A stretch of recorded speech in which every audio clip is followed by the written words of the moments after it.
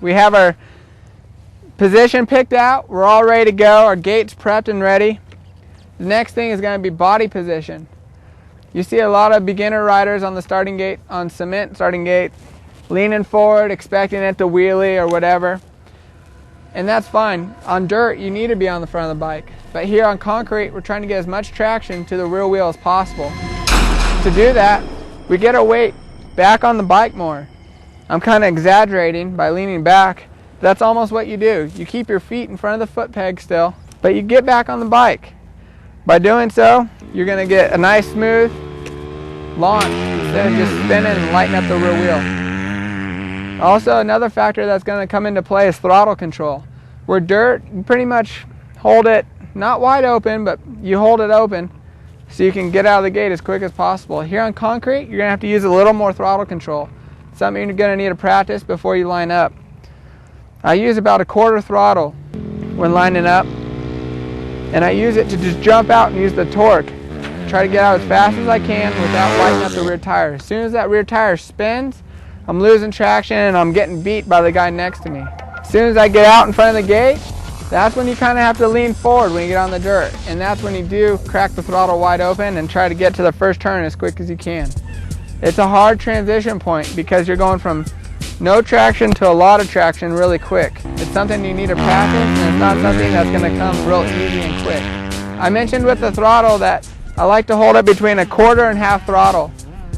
When the gate does drop, I'll give it a little more gas in conjunction with the clutch, all in one motion. But when I do that, I don't want to crack the throttle wide open because it'll light up the rear wheel. The best way I can describe it is almost when you're driving in snow or mud. You want to ease on the gas and have good throttle control. That way you get some traction. It's the same concept here. You don't have very much traction with the cement, and you just try to ease it on. The quicker you can get out and the more controlled, the faster you can get onto the dirt and really get on the gas. 10 feet out of the gate, I try to keep my elbows up. That way I can get in front of whoever, assuming I got a good jump out of the gate. And I try to click through the gears as quick as possible. I don't want to over rev because that way I'm not using the most power that my bike has. So don't over rev, shift as quick as you can, and look forward, look for that first turn. Worst comes to worst, you get a bad start, that's when the fun begins, I guess. You got to start looking for openings that you can make up your lost time. You got to look for pileups that are coming.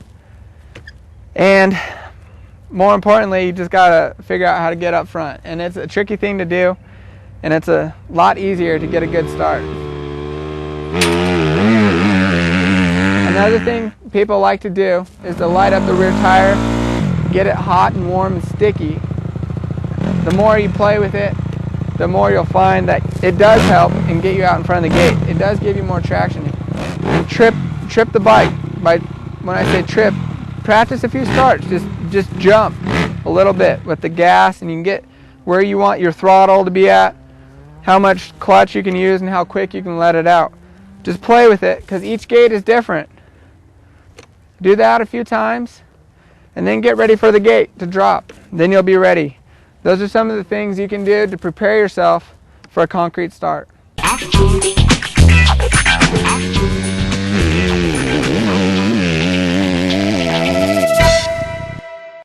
One of the most important things in racing is starts.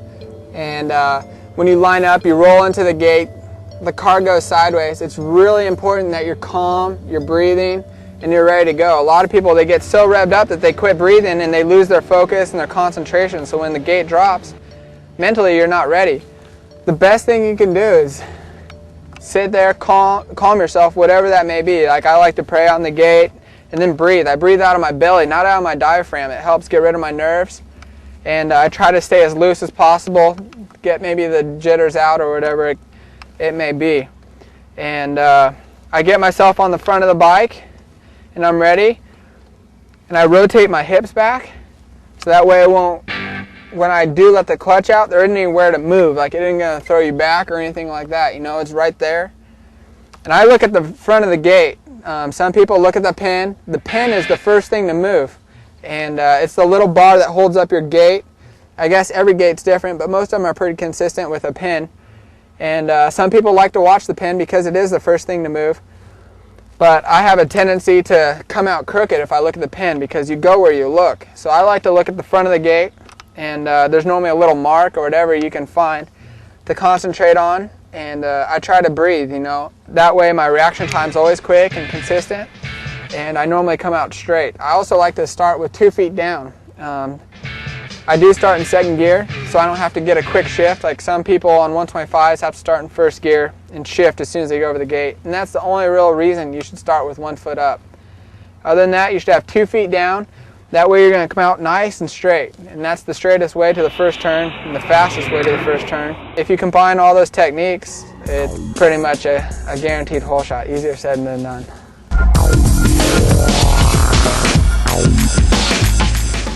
Alright, we're going to talk about basic turning techniques. In the end, there's basically 2 different techniques. One for dry conditions and one for wet, ruddy, perfect conditions, basically, you could talk about. No matter what the condition is, you always want to keep your elbows up.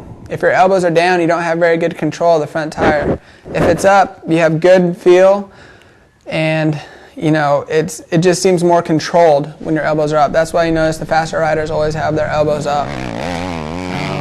In terms of sitting on the bike, the tackier the dirt, whether you have ruts or just good loam, you want to be parallel with the bike. That way you can get maximum traction through the turn and you're really balanced. If you're leaning too far underneath the bike, you're going to want to slide out, or vice versa. If you're up on the bike, it's going to want to stand you up. So the tackier the dirt, the more parallel you want to be with the bike, you'll get the most traction out of it. If you're going through a rut, if you're parallel with the bike and the rut, it's all lined up, you're going to be on rails. You're just going to go through the corner on fire, basically. And if you get to a dry, hard pack section, you'll notice that a lot of the riders will weight the outside foot peg. The reason they do this is to get the tire to squat and to get, you know, traction on the dry surface. So by doing so, you get on the edge of the seat, you keep your elbows up, so it's all kind of one motion because you're all on the edge of the bike. You're on the edge of the foot peg, the edge of the seat, your elbows are up, and that's going to weight the tires so that they squat on the hard pack surface. And the more you experiment with this, you'll notice that you'll get more confidence and you accelerate harder in the dry hard pack. So those are some basic turning techniques that are used, and if you can apply them to your riding, I think you'll notice that you can improve your turning.